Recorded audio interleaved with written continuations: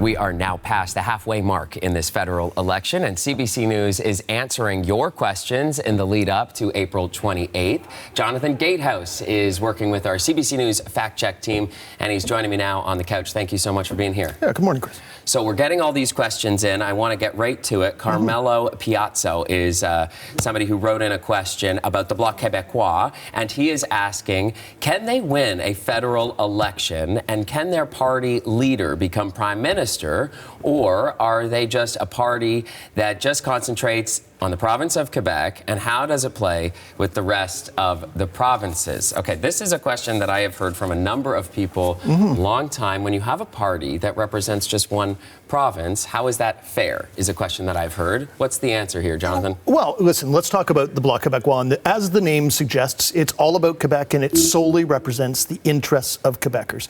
And in this campaign, as in all the other ones since it was founded in 1991, it's only running candidates in Quebec, where it is contesting all 78 ridings. Now, if you do the math, a dangerous thing for journalists always, but especially live on air. Yeah, but there's 343 ridings in Canada now. There are 5 major parties, so it's theoretically possible the Bloc could win the most seats, and that Yves-François Blanchet could be offered the opportunity to become prime minister. But even though the party always produces an election platform during the election campaign, they have always maintained that they have no interest in becoming the government or even becoming part of the government. So in that case, the raison d'etre of the Bloc Québécois has always been to protect the interests of Quebecers in Ottawa while working towards Quebec's sovereignty. But I think it is fair to say that after 35 years, they are very much a fixture of parliamentary life. Okay. All right. Let's shift on to another question. This one's coming from Neil Cameron, who wants to know about the Carleton riding. And he's asking, how is it possible to put forth so many nominations in one riding? Could this be an attempt to confuse voters? So we're talking about Pierre Poilievre's riding, which is Carleton, which is in the southern part of Ottawa. And as our viewer flags there are 91 candidates on the ballot for this election, which ties a Canadian record that was set in a by-election in Montreal this past September. Almost all these candidates are running as independents. Many of them registered over the last few days of eligibility. 85 of them share the same registered agent, a guy named Thomas Zuchewes. Okay. And he's involved with an initiative called the Longest Ballot Committee, which is affiliated with the satirical Rhinoceros Party. So in terms of how, it's actually pretty easy to get on the ballot in Canada. All you need is the names, addresses, and signatures of a 100 eligible, qualified voters who live in the riding. The why? Well, the Longest Ballot Committee says this is a fun protest to draw attention to inefficiencies in the system.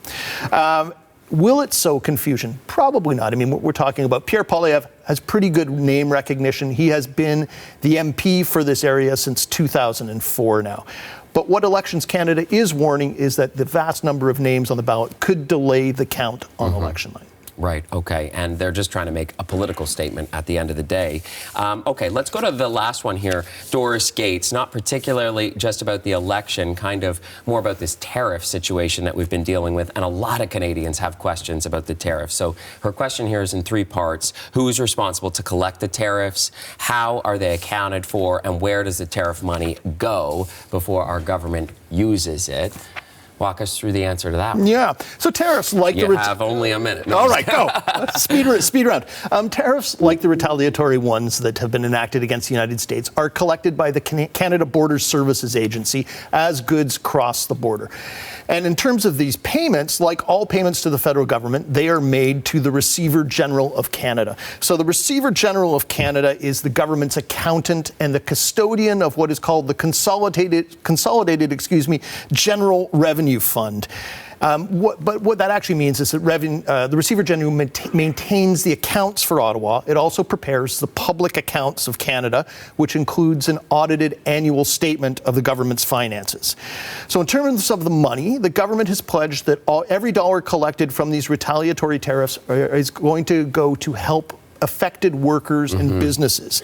And if we use the example of the new 25% auto tariff that came in last week on auto parts and cars, that money is earmarked for changes to enhance the EI system and also to help defer corporate taxes and GST payments. All right, sounds good. Well, keep those questions coming in, and we will keep on getting those answers from Jonathon. But for now, thank you so much. You're very welcome.